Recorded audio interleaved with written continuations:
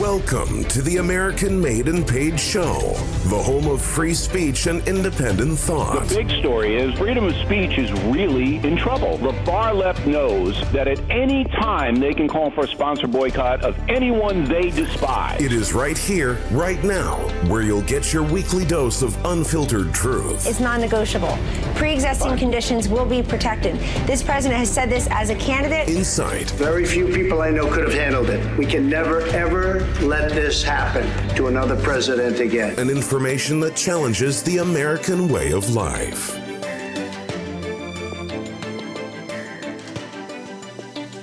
Welcome, everybody, to the American Made and Paid Show. Zach here, back with Professor Dreg.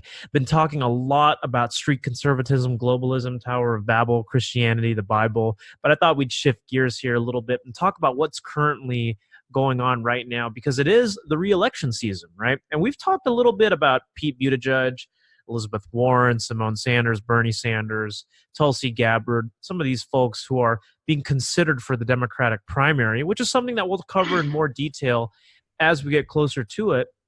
But I want to talk a little bit about Trump. I want to talk a little bit about especially foreign policy here, specific to what had happened earlier this week, actually happened earlier this morning, about the drone that Iran had actually shot down. Now, obviously, it wasn't piloted by anybody, but one thing that I always want to talk about a little bit here is how most presidents would have reacted, right? Usually when it comes to American property. Now, granted, if American lives are at stake, that's usually considered an act of war, as we've seen in history with our country. However, what I want to touch on is something interesting, because we've talked about anti-war sentiments on this show, right?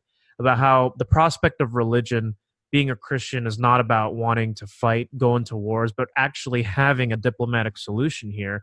He's demonstrated that to some degree with relations with North Korea, but when asked about the current administration, right, about perhaps going into war in other countries, if he's been urged into it, he keeps saying no. I mean, he actually wants to get out of wars. He wants to stop all the wars from happening and really create a lot of diplomacy. And this is my theory, because this is where the street conservatism kicks in with the independent thought. Feel free to chime in here, Professor Dreg, but number one, because he's a businessman and he knows that it's bad for business. That's number one, right? And number two, I think when you can actually create good trades with tariffs and work out a solution where, you know, both economies and countries can actually grow, as opposed to one country being indebted to the other, it's actually beneficial for everybody. But that's just my theory. No, but again, that's a very, very wise take. Thank you. No, it's a very good assessment, and it really irks me that other people don't have that same sentiment.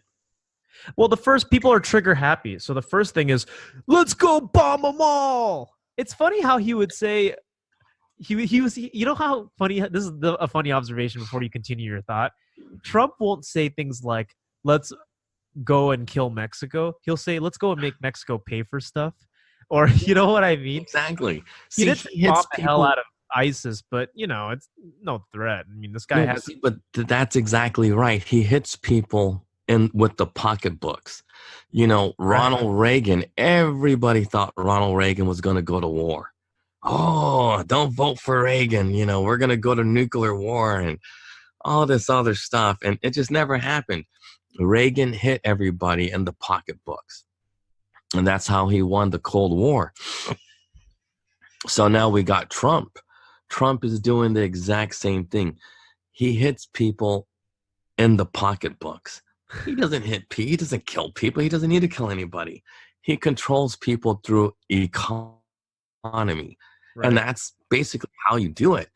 And it still stays congruent with what we were speaking about, you know, about not lusting for war. See, this is the thing, because people will look at this and go, oh, Trump has described this as Iran as a nation of terror, and we've got to respond to these countries that represent a threat to America. And the funny thing is, people need to read between the lines and see the interesting thing here, where he's saying, well, I'm not going to compromise on America's strength, but I'm also not going all for full-out escalation of war. But see, that's the thing, is people sometimes will look at that and think, oh, we'll see what happens. We'll see if he starts raiding, if he starts sending drones into Iran. No, I don't. See, I but don't think that that's exactly. the case. Look, we are not close to war. This literally means nothing. It's just another, things like this happen all the time. In Russia will shoot down a plane. Yeah. Recently the Iranians, they're attempting to take over one of the straits that, that we use for, it's and I'm moving my hand, people can't see, but like they're going to try to attempt a blockade so we can stop commerce down in the Middle East, but won't happen. So, everything Iran is doing now, the Shah, like the supreme leader down over there in Iran, is all like, oh no, we didn't do anything, because they don't want any more sanctions. They don't want anything, they don't want to go to war. Nobody wants to go to war. Nobody wants to die. And, we're speaking about alpha, males being leaders, and the alpha male doesn't want people to die. And, well, let me get to my point. My point is this: the whole thing about Iran being close to war with the United States, or we're very close to war with the United States, it's a joke. You just have a whole bunch of people on the right who, believe in a cult, stating things like, oh yeah, we need to, arm up, kill these people. And then we have people on the left who try to make a quick buck, with all of this. Oh, and let me give you a good example of somebody on the left trying to make a quick buck off of this. Yeah. Kim Iverson. She, her numbers are growing on YouTube, which is good for her. She's like almost at 100. Well, she's like at 93,000. But her views, fast. well, her views are the same. She's still at, like, most of her views are between 7 to 10,000. But then as soon as she goes, oh, we're at the brink of war with Iran, let me explain this with Iran, and over 100,000. So obviously she gets more. Well, I really don't know how the monetization works on YouTube, but I'm assuming with the 100,000, you get more money. Oh yeah. But that's how she made it sound. She makes it sound like we're at the brink of war. We're not picking a fight, and that's why I wanted to talk about this today, right? There is no Here, this is why, can I be honest for a second? I'm going to say something that's going to be off color. This is why certain people, no matter what, regardless of political leadership, can never be president. And I'll be honest, I think that if people ask me, would you be okay with a woman president? I'm like, and I used to say if she was qualified for the job. I don't think so, because it's not just about being able to lead your country in times of crisis. It's about commander-in-chief. I think most people don't actually understand what that means. You're in charge of military. You know what I mean? And I think if people are if they're not very diplomatic, if they lust for war, and that's like the first little instinct, if somebody steps on your turf or whatever, you got a real problem. Well, you cannot act like that. No, but then it goes to like that statement makes me automatically jump. What would Jesus do? Yeah, buddy. No, seriously, it's a what would Jesus do moment.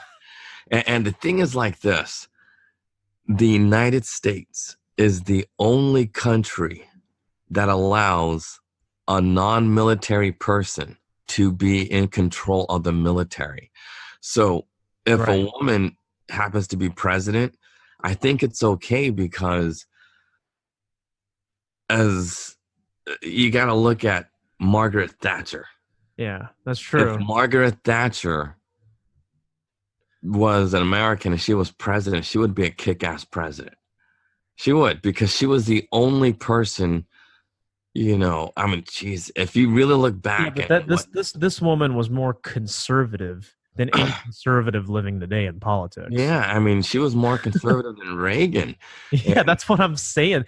Margaret Thatcher is one of a kind. Yeah. So, and that's why it's like, like when I really think about things, I'm convinced that the United States is a true Christian country because we don't go to war. We just don't. Like Reagan never would have went to war. Thatcher was behind him all the way with all of the foreign policies and things like that. So it was like a combination, like a 1-2 punch of Reagan and Thatcher. Yeah. And without Thatcher, there probably wouldn't have been no Reagan, So, and she was the leader of England, or as I say, Great Britain. So, but I'm not opposed to it. It's not so much as they're qualified, because I honestly don't know how presidents are chosen. Like, they're elected by the people. Yeah, but it's more than that. Because when people think about how did Thatcher get, chosen, how did Trump get chosen? Against all odds, Trump won. Yeah, and it was the will of the people, and I don't know. It's you just can't, because before Trump, I honestly thought there was going to be between Bush and Clinton, because people are trained that way. Michael Savage said something like, it's going to be 8 years Democrat, 8 years Republican, 8 years Democrat, 8 years Republican, way before Trump was ever elected. Yeah. So everybody, right, left, commentators, whatever, they all say the same thing. The fix is in, we're a one-party system, blah, blah, blah, blah, blah. And, we really were close to war. We were, with that deal that Obama made. I know.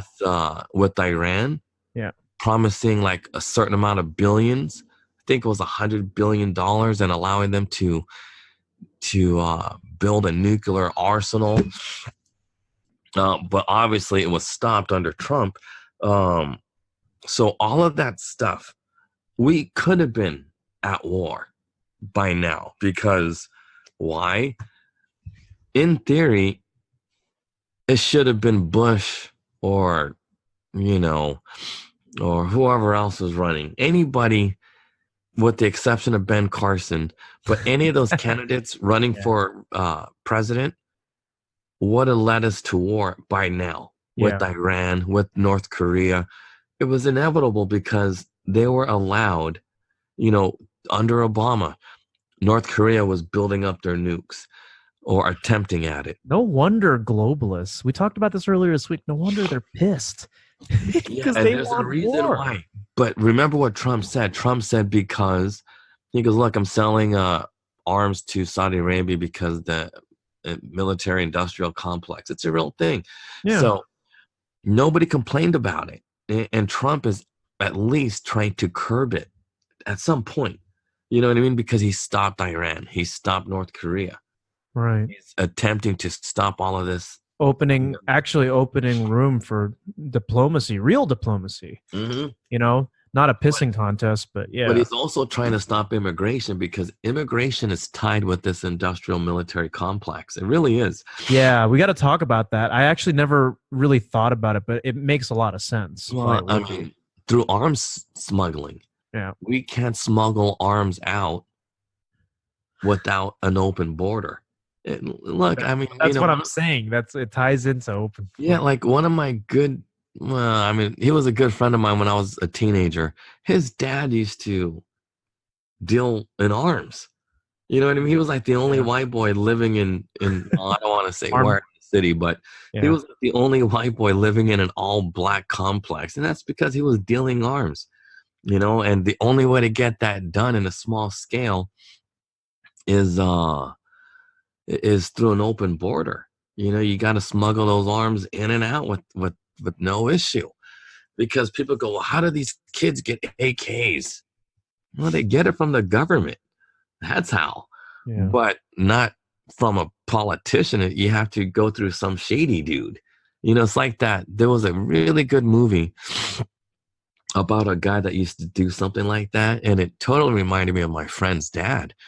It was the Lord of War. That's a real thing. It's like, the government, they have to sell stuff, but you just can't openly sell things to Sudan. You can't. You need a guy like me who has a relationship with people in these foreign countries, and then we can make deals. Well, yeah, you need a. I mean, I'm not sure if you understand. I mean, Lord of War. When you mentioned that, that's actually like a real movie about arms dealing, Amnesty International, But and all that. it Yeah, doesn't happen without open borders. Trump is literally trying to close the borders. Why? right.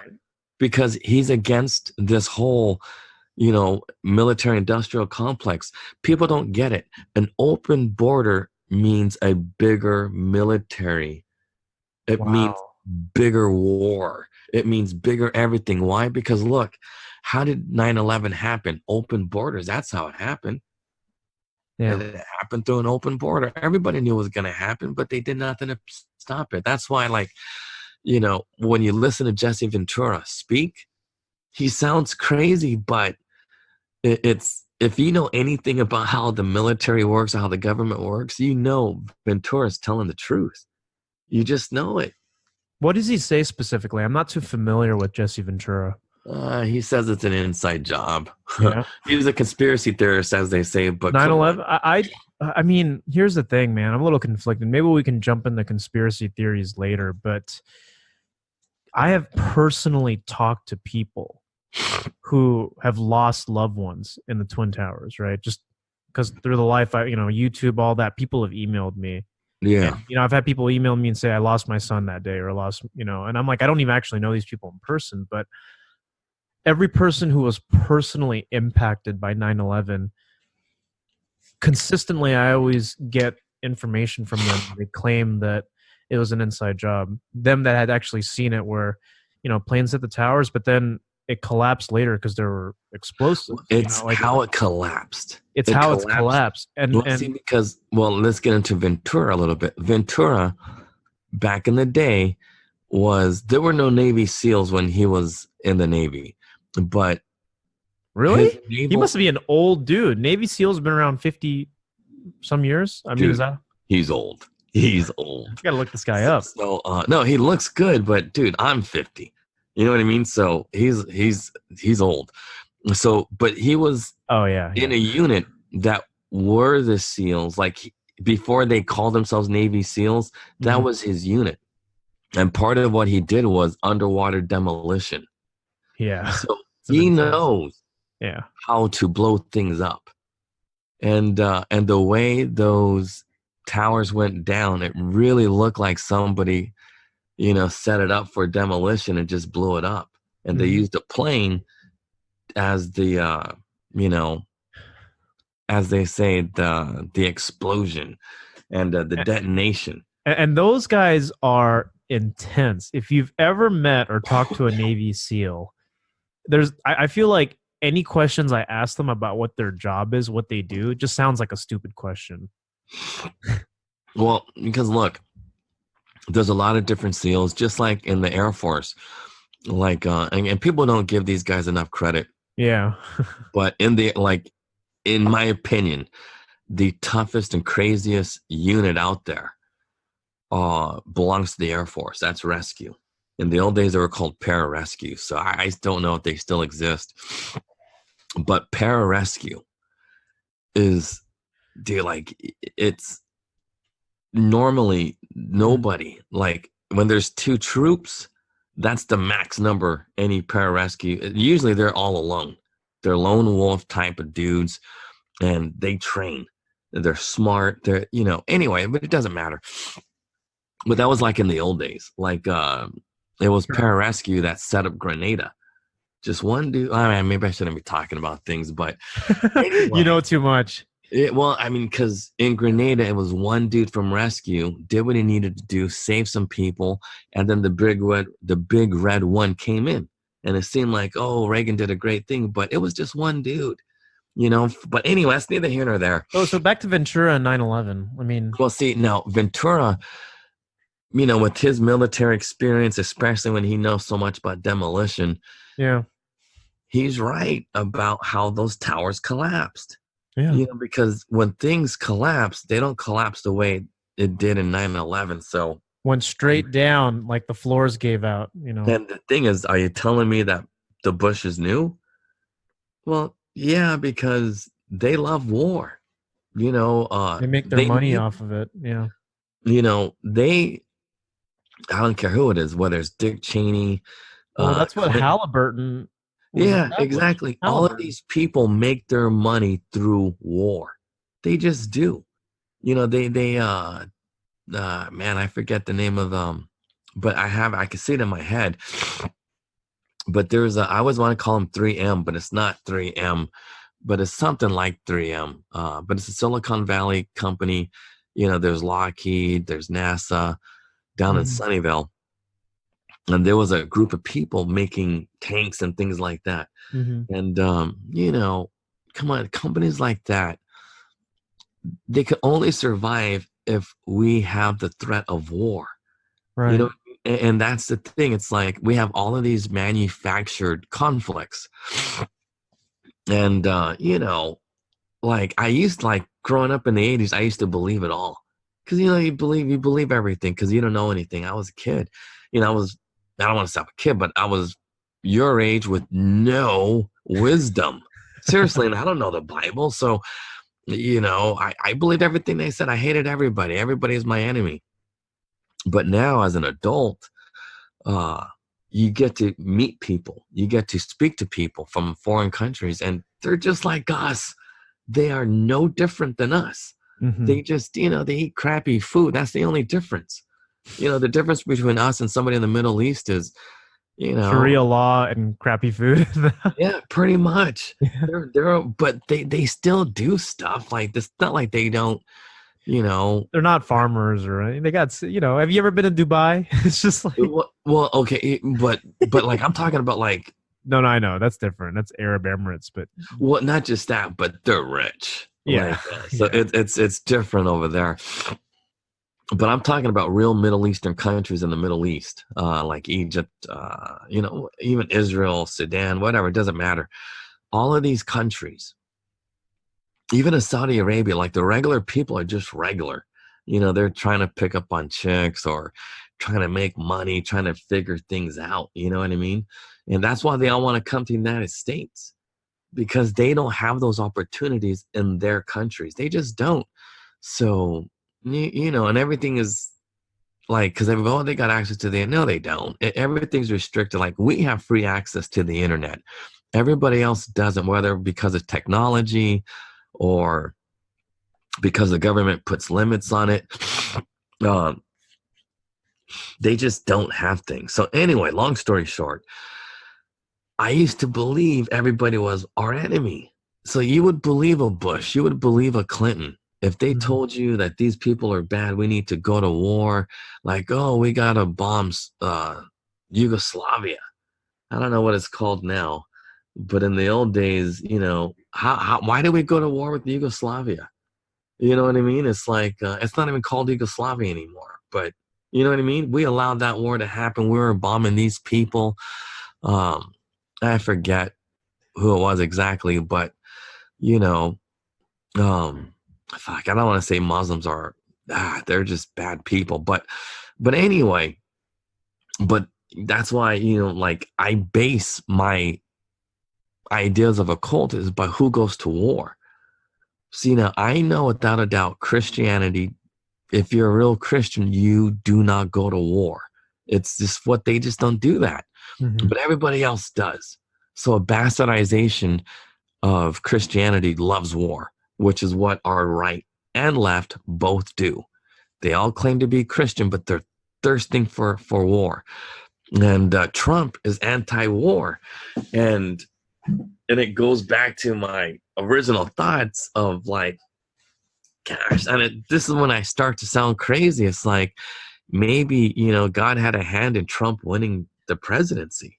Just doesn't make any sense. No, you're not crazy. I believe that. When I interviewed Gene Ho, this guy was he spent more time with the president than his own wife did. Okay, on the campaign trail. Yeah, and he wrote a book called Trumpography, which I will shamelessly plug on the show. I interviewed Gene. I'm going to go see him later this summer, and he said he believes that biblical principles paved the way to Trump's presidency. Nothing short of it. Yeah, see, like, and I never heard that, but it's just my gut. You know what I mean? Just from seeing what I see. Because divine intervention. My uncle actually says divine intervention. Yeah, and the thing is, it's like in theory, it's not supposed to happen because of Roman. You know what I mean? War is an act of lust. It just is because, like, man, and I hate to say this, but in pimping, the guy who wins the fight gets all the girls. You could honestly take over some dude's stable if you kick his ass, and then you get all his, his stable. Resources. You take everything. But in war is no different. When you go to war, you take their women. Like, people don't realize this about Black people. A lot of Black people have Native American Indian in them. And the question is, why is that? Well, it wasn't because the Native Indians thought Blacks were sexy. It's because during war, Blacks killed Native American Indians at rates greater than any white guy ever did. See, because a lot of people, this is the thing about people just don't get. People honestly, like, and I hate, and when I say people, I mean Black people. Blacks don't get this. We were just as ruthless as white people. We are the ones that started using the practice of lynching. The Buffalo Soldiers were the ones that killed the Indians, not the Rough Riders. The Rough Riders didn't do it. Who did it? The Buffalo Soldiers did it. That's why they were called Buffalo Soldiers, because that nickname came from the Native Americans. Were like, man, these Black dudes are hard to kill like buffaloes. You know what I mean? Like, seriously. That's why so that Bob Marley song, Buffalo Soldier, that's what it's referring to? I guess. I mean, probably the meaning is off, but I don't like reggae. I never listened to. I know who Bob Marley is, but I don't listen to reggae because I don't like the music. It's just how it goes. I mean, I don't like reggae. I hate reggae. You're a Black guy who doesn't like reggae? Come on. I'm kidding. Dude, reggae sucks. It's the same fucking beat. And then people say the same thing about techno. But the thing is, it's always about getting high or something stupid. Like the whole culture of reggae is, which is, I could appreciate it now, but I didn't appreciate it then as a kid. You do realize reggae had a big hand in, the whole liberation movement in the United States, the hippie movement, the sort of the advocacy for marijuana usage. It all came from reggae. No, but see, that's the point. Like, I appreciate it now, kind of like I appreciate Christianity now. Like, people who want peace, I get it. But back then, like, you couldn't talk to me about that because I was like, like, if you would have asked me then, seriously, I was a big advocate for dropping nuclear bombs. I always kept saying that. I was like, you need to freaking drop bombs on people. You just wipe out the cities, da-da-da-da-da. You go in there with your corporations, and then you take over that country. But you have to, it's kind of like building a house on the side of a mountain. You got to clear the land before you build. You got to prep it. You got to, make sure there's leach fields and, for your septic and things like that. You have to prep before you start building. You just don't build. And that's the whole thing. So my ideas, and that's why probably everybody loved me, because I kept saying the same shit. Drop bombs first. You drop the bombs, you wipe out the native population, and then the people who survive, you get them into the American way through corporations, through business, because that's what corporations do. A corporation, like, people don't understand when they say colonization. Oh, colonization. No. We don't colonize. The corporations change the culture through work.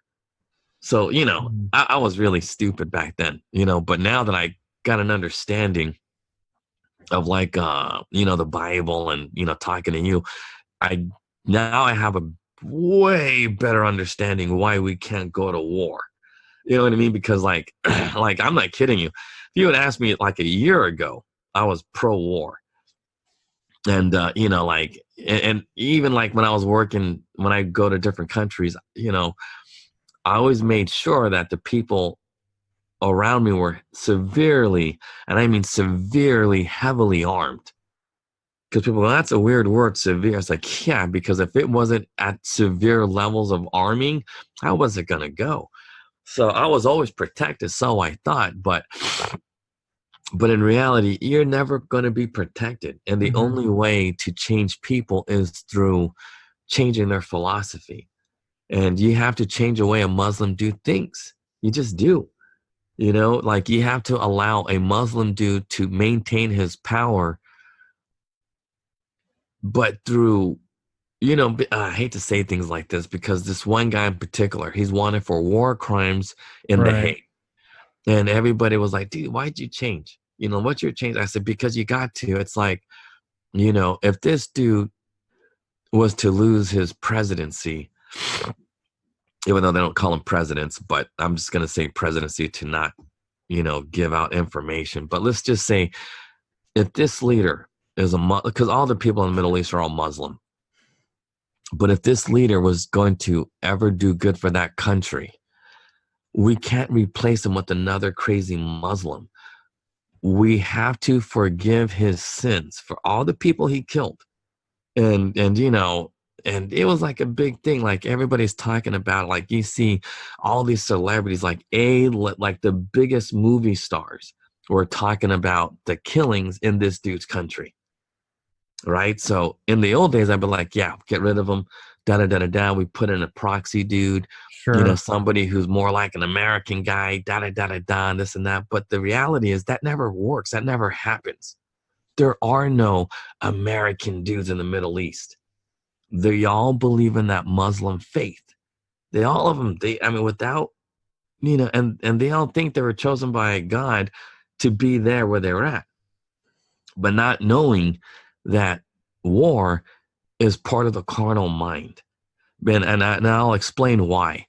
Because, and you really got to understand what it's like on the streets to understand what war really is on a global scale, because most soldiers, they don't understand why they're there, which is why they're shell-shocked. You know, because they're just killing for no reason.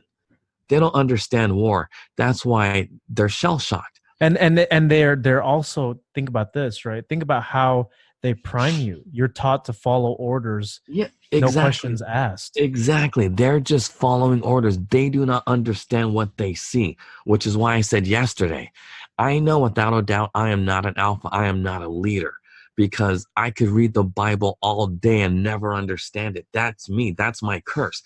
I can't understand it. Very few people could read the Bible and understand it. That's a fact. Because I'm a smart dude. And if I can't understand the Bible, then I know 99% of all people who read the Bible will never understand it. And when people, all these soldiers, they don't understand war. That's why, you know, the brain does what it does, and then boom, you're shell-shocked. So, but anyway, but the point is this. So, going back to the leaders, and you know, the leaders are the ones who understand these things. So instead of trying to make this dude who's way older than me and has way more wisdom than me, trying to make him more American, we got to make him change his belief. He has to understand, like, because I hate to say things like this about personal things, but when I go out there, everybody believes I'm special. That's the only reason why they talk to me, because they believe in voodoo type stuff, right? So I can go to any country and they go, oh, it's Professor Dreg. Oh, he's God, this and that, and voodoo. You know, they believe in voodoo stuff. And so, but, you know, it's hitting me now that, you know what, like you have to, the same way you would, you know, try to convince somebody that Christianity is the right way to go. Right. What was that? I don't know. That was a weird thing. But anyway, sorry about that. Yeah, the window's open. You know, so you can hear almost everything outside. It's crazy because there's people doing construction. But anyway, so instead of trying to change these people, you got to show them through your own examples and what to do. So, because everybody was all tripping out, like with my ideas. And I was like, look, we don't need a dime. So, you know, like, wait, hold on. Shit. I was trying to drink before I started coughing. I know what that's like. Drinking sips of water helps your throat. Yeah, you feeling a little better today, though? No, fuck no, man. Are you kidding me? Shit. I was Sorry. staying up all night last night. No, no, I know. If you're sick, No. man. But it was good because I was able to stay up with the baby. And, you know what I mean? Because Yeah. she didn't go to sleep. And then it kept the counselor up. And then me puking everywhere. Oh, it was. But anyway, who cares about my life? I care. No. Let's go back because I want to. Because this is important. Because I'm telling all this stuff ties together. I'm telling you now. And I wanted to talk about the fact that Trump is actually not a trigger happy war. Yeah. So that's my point. See, because what Trump does is the same approach that I'm taking with these people in other countries. Because Kind of almost sweet talking them, right? Into like doing your bidding well, see, without fighting. Yeah. Yeah, exactly. See, Trump talks crazy. He just does. But see, here's the thing, because you have this, and to some degree, I have it too, where it's called charisma. I'm just good at it. I have it. I was born with it. I don't know if I was born with it or I learned it or I taught it, but I'll be honest, not every place, but most of the time, if I walk into a room and I start talking, people listen. It's just, I'm blessed with that, you know? Do you know anything about Dungeons and Dragons? Huh? Do you know anything about Dungeons and Dragons? Yeah, to some degree. It was a little before my time, but I know of it. Yeah. No, dude, if you could break down every single person the same way they break down people in Dungeons and Dragons, it's broken down by strength, intelligence, wisdom, constitution, which means your health, dexterity, speed, you know what I mean? Speed, and the last thing is charisma. Yeah. And if you break things down by those 6 things, I'm telling you now, and yeah, you're right. Well, I'm not that charismatic. I believe I'm really high in wisdom. Mm-hmm. But then now I realize I'm not as high as wisdom as I'd like. But you're pretty wise. Pretty wise. No. I got a lot of, well, I mean, I'm defining wisdom, but no. Like true wisdom is. But see, when Trump talks crazy stuff like that, I see myself sometimes going, well, I would have said something funny like that just to get people riled up. Because people not don't just to get riled up, but Yeah. it confuses people. He does it to confuse people so nobody really knows what he's doing. Yeah. And that's the thing. You have to play, well, it's like a poker term, but when you play things close to the vest, it's so people don't see what you're going to do. And, well, let me get back to the thing and how to change people in the Middle East and prevent wars. And this is why, you know, I had that epiphany about what Jesus really wanted as far as economies go. You have to teach the people how to be self-sufficient. That's what you have to do. Before you have these open borders, you have to have people being self-sufficient, which is why we need a merit-based immigration system. That's what Jesus would do. He wouldn't, you know, the reason why he wants everybody to spread the word of Christianity is so that they can become self-sufficient. Mm-hmm. That's the thing. So by me going to these other countries and showing them how to make money with their own resources, you know what I mean? It's like, come on, how hard is it to grow some gum trees? Right. Well, it's very hard when people salt the earth. You know what I mean? No, but seriously, you know, like in the Middle East, they do crap like that. Yeah. They literally salt the earth so crap can't grow. And you know, it's just, they're barbarians. This is what they are. And they do that crap on purpose. You know, and then they start killing off the people when there's not enough gold found or not enough diamonds found.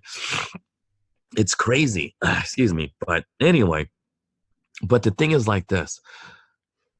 And I'm going to try to tie this back to Trump and how he's not anti-war and we're not going to go to war. I'm 100% sure that we will not go to war with Iran, with North Korea, or anybody.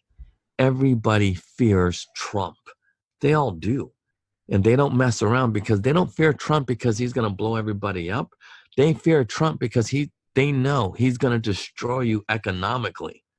And when you get destroyed economically, you get turned into a Middle Eastern country in a heartbeat, just overnight. Overnight. Think about this. You're Russia, and all of a sudden you're going to be just like any other Middle Eastern country? Hell no. You don't want that. You got a taste of capitalism. China rose because they allowed Hong Kong to be a capitalist society, and they've been living off of, you know, exploiting their people and a free market system out of Hong Kong. And if Trump will destroy that, come on, he can destroy that technically, because here's the thing with tariffs. If you put tariffs on companies, like at the rate that Trump wants, there is no motivation anymore for these quote unquote multinational American companies like Ford or Chevrolet or any clothing company to ever go to start a manufacturing company in Mexico or China. Like Apple. Why does Apple go? Well, not because they have access to the big Chinese market. They don't. Apple doesn't have access to all 1 billion people. They don't have access to it. They only have access to 100 million people. Because what's China, 1.4 billion? Apple is only allowed to sell to about 100 million Chinese people. That's the limit. But they also get the cheap labor. Right. So with the big giant tariff on China, well, guess what? Apple no longer has that motivation to go to China. They'll go somewhere else. Wherever else there's no tariffs. And that's why tariffs are actually a good thing. In order to actually have real free markets, you need tariffs. You have to stop. Because here's the thing.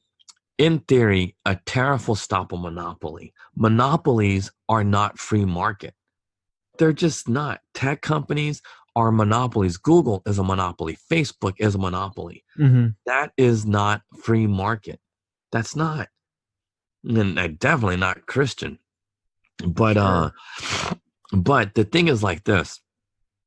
When you have a big giant company like Facebook, this is true. I don't know if you knew this, but Facebook, Mark Zuckerberg is saying that they want to start their own cryptocurrency.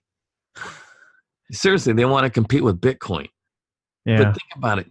If that is actually going to happen, are you kidding me? Facebook has how many people on Facebook? Half the planet? A third, I think. No, I think it's a half a planet is on. How many billion are on Facebook? Well, hold on. That's crazy.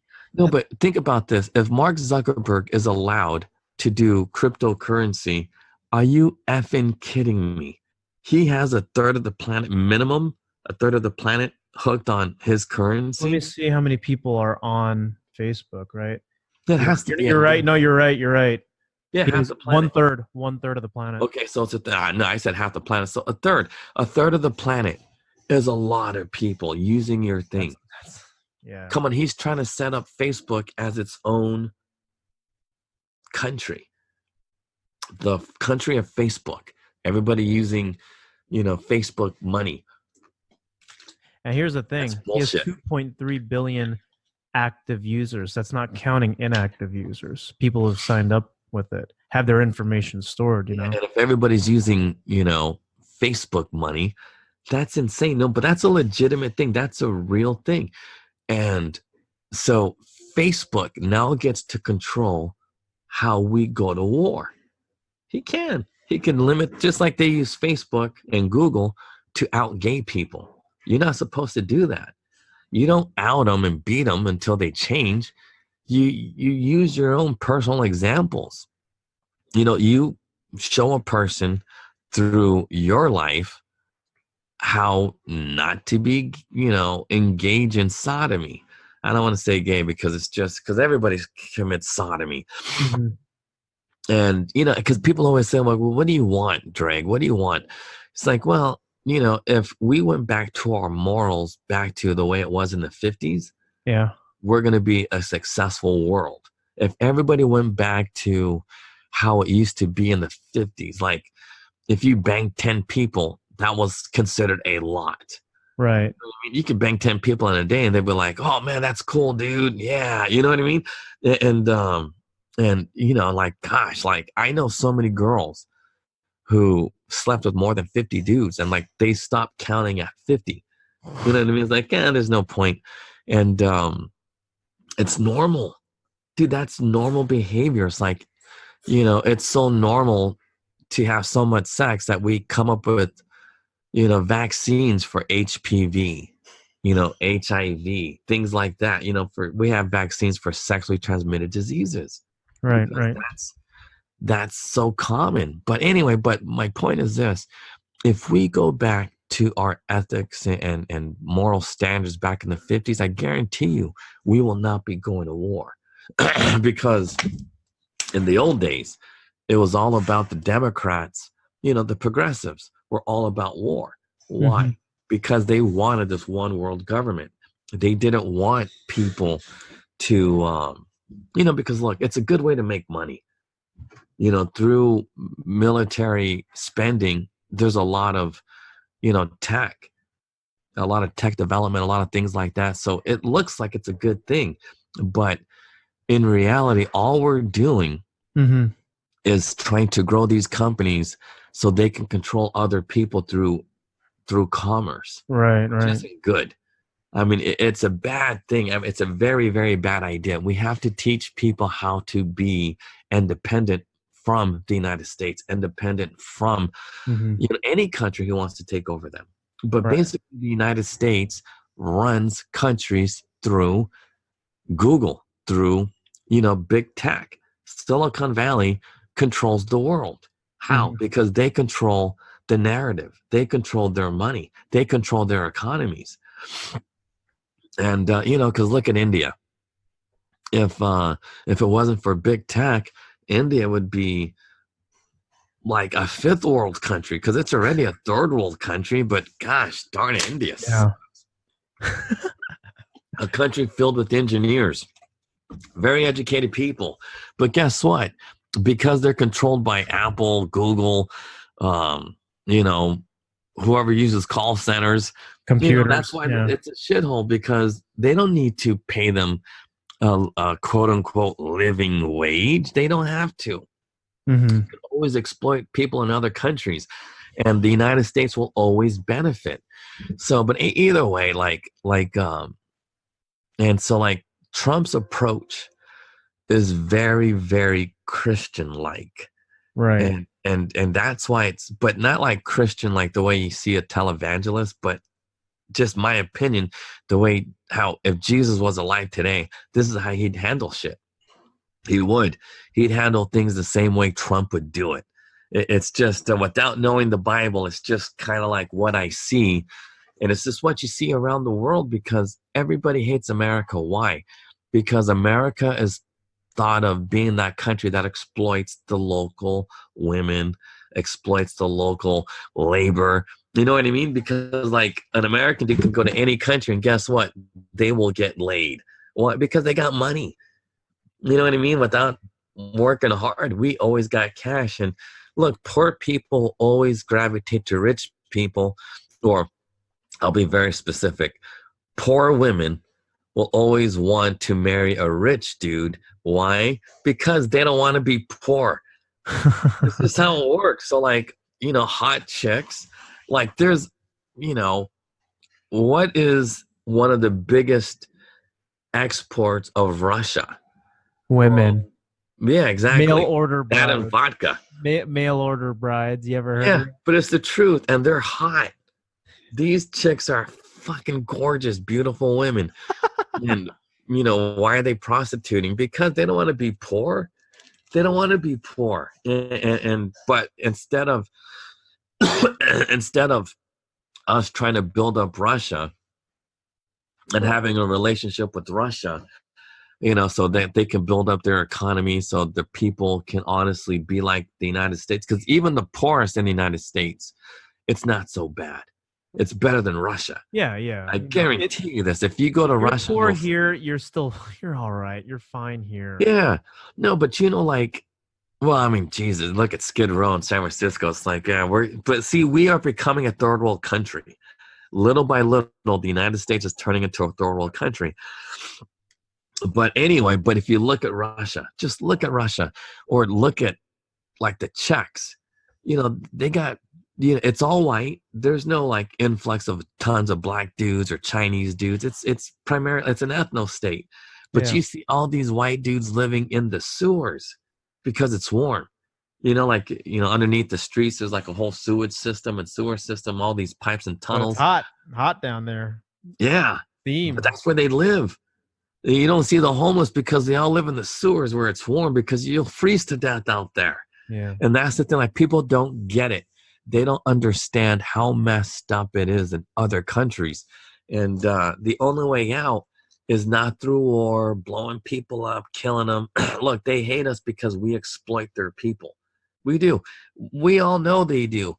I don't care what company it is, whether it's Japanese, and guess what? We allow Japanese country to exploit other people too. Why? Because we protect them. You don't think Iran wants to blow up Japan? But Iran doesn't, because Japanese countries exploit the Iranians to make their products too. It's just how it goes. So American countries like Japan or Korea, whatever, would name the country that we protect and work very close with, Germany, whoever, we exploit their people, or we allow Germany to exploit others as well. Right. Because we control Germany. That's why we have military bases. Like, going back to that dude's article about Afro worship and this and that. It's not like all of that is really misguided, because that was written out of anger. And everybody's responses are done out of anger. Like, even mine, like my response were always out of anger.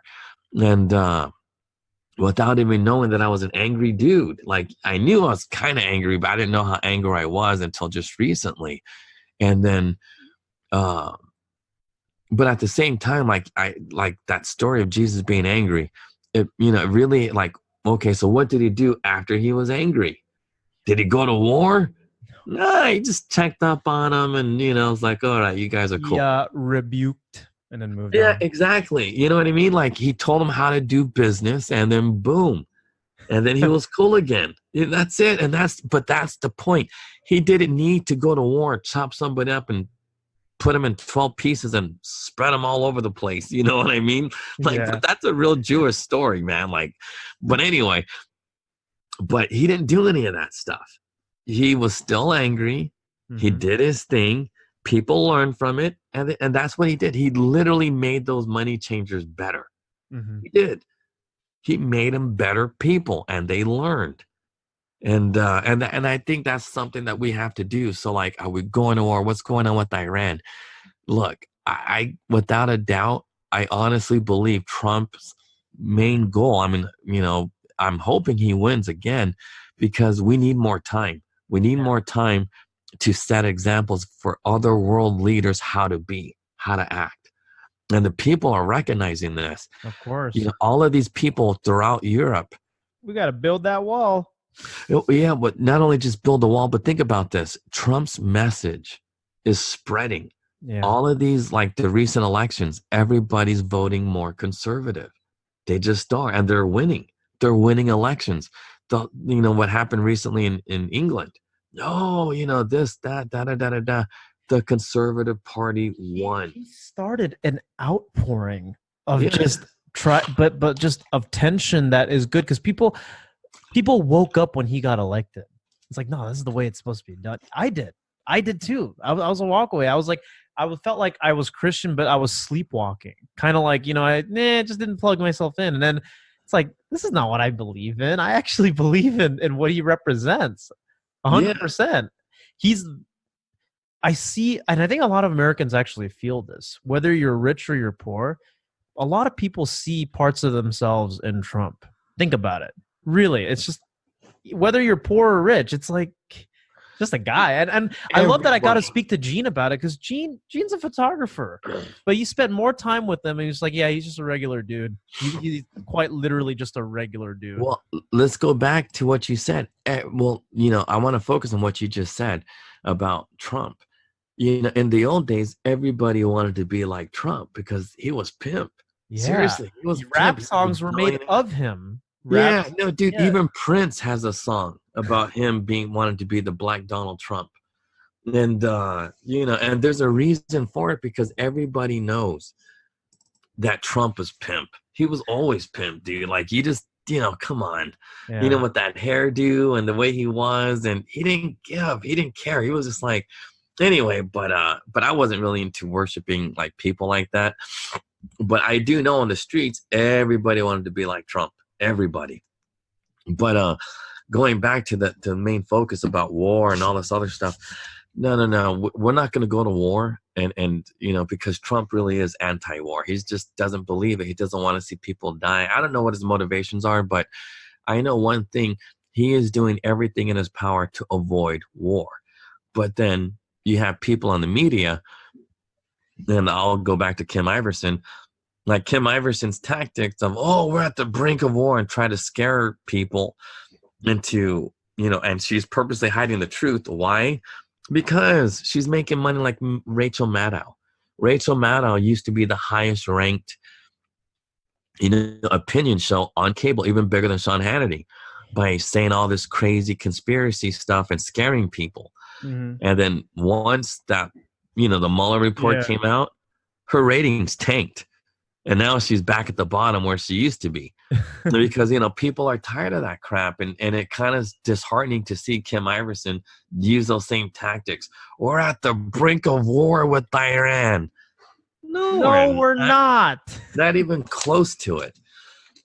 Because she has no idea what it's like in a foreign country. No. And a final thought that I want to wrap this up on, right? Give you a second to kind of chime in here also. But I heard something that just kind of speaks for everything. I don't know where I read it. It came from a combination of a Baptist pastor and also what I've been reading with just commentators in general. People will honestly believe what they want to believe. There really is no pundit without real truth behind it unless it's original. You know what I mean? In fact, the only thing that's authentic, like even if I'm wrong, I'm not lying. I may be wrong, but I'm not lying. And I think that that's the difference here, is that people may oftentimes be wrong and still lie about it.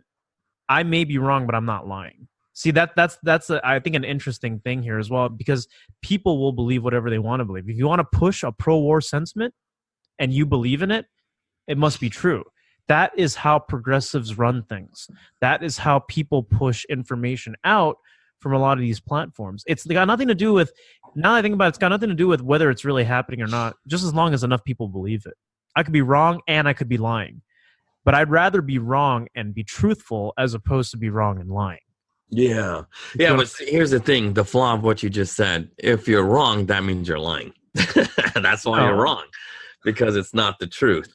Sure. Well, I mean, but I say it honestly, even though I may be... No. I know what you mean. Like, yeah. But then it goes back to that saying, because it always guided me. My moral compass was this: the road to hell is paved with good intentions. No, you're right. You're absolutely right. And that's why it's like everything I say is like 100% truthful, not truthful, correct. Yeah, I can care less if people agree with me or not, but I'm right. I'm always right. Because I can't afford to be wrong. Because if you're wrong, you'll end up being dead. But that's the thing about being a conservative. Mm-hmm. You've got to be able to know. I mean, I hate to say this, but I believe one of the qualities true conservatives have, like a real conservative dude, he knows the truth always. He will always know the truth. And I think that's why I've always gravitated towards Christians, not because I could exploit them or I knew they were kind, but something about Christianity allows for survival. And it's just how it goes, because you see something like, there's a TV show called Krypton. And I love comic books and stuff like that. Yeah. But anyway, one of the characters, in the Zod family, the House of Zod, one of the Satari leaders go, beg for mercy, ask for mercy, ask for mercy. You know what I mean? Because they're trying to get these people, it's just insane. But my point is this: in Christianity, that is the only religion that allows for mercy. Mm-hmm. It's the only one. So it's just, what other religion is there? Like, because people, what about Buddhism? Nah, Buddhists, they're neutral. It's like a neutral religion. They believe that evil and good go hand in hand, and blah, blah, blah, blah, blah. So there is no mercy. It's just everything is random acts, no control. And it's no control and just being cool with it. That's the whole thing. You got to accept it. And being neutral sucks. You got to wrap it up, man. I got to take a call, but yeah. Okay. Yeah. Well, anyway, we'll end like that. No, say your thought. It's okay. Good hour. No, it was a good hour because, dude, there's just way too much to cover. You know what I mean? I know. But it's how it works. Snapshot. It's a snapshot, and I'm glad that we touched on. I'm glad this came up too because I wanted to talk about Trump's specific, not warlike nature, and we have to address that because we've been talking about it for weeks, and people need to know. Don't listen to necessarily even what political pundits out there that may be saying, "Ooh, well, we made go to war." No, it's not. It's not going to happen. I don't think it's going to happen. I think the character of Trump, especially, I think re-election might play a role in it as well. But here's the thing: people don't like. The last note that I'll end this on is people want to people feel like they want war, but they won't vote for someone who advocates for war. And that's what's always really ironic about this, right? Because, of course, even someone like Obama would be like, oh, no, we can't go to war, but it's the opposite. So. But then they do think, but that's the point. Obama wants war. Why? Or did things to get war going because he never, I doubt he ever beat a dude.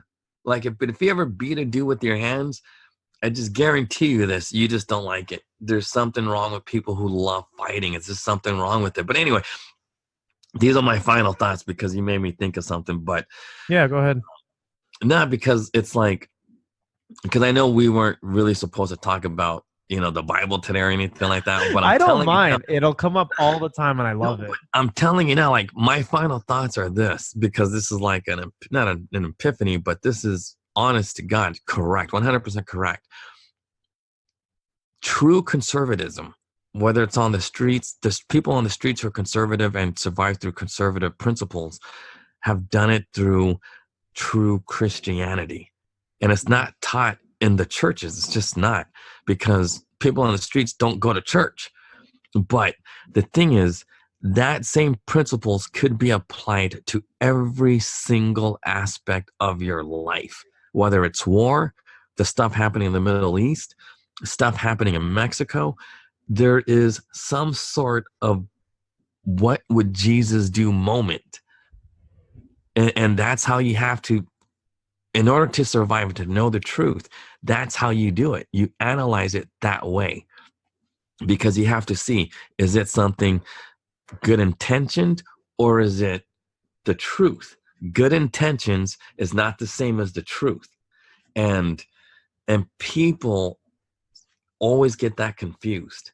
But when you're on the streets, you don't got time for good intentions. You only have time for the truth. And I think that's why I'm picking up Christianity pretty quickly, and I can see things because I got this thing for the truth. I know how to sift through it and find the correct answer, not because I'm good at math or physics. It's because I'm good at survival. And the only way to survive is to know the truth, what honestly works. And shit, that's Christianity, without a doubt. But then the people go, why don't you read the Bible? Because that shit's complicated.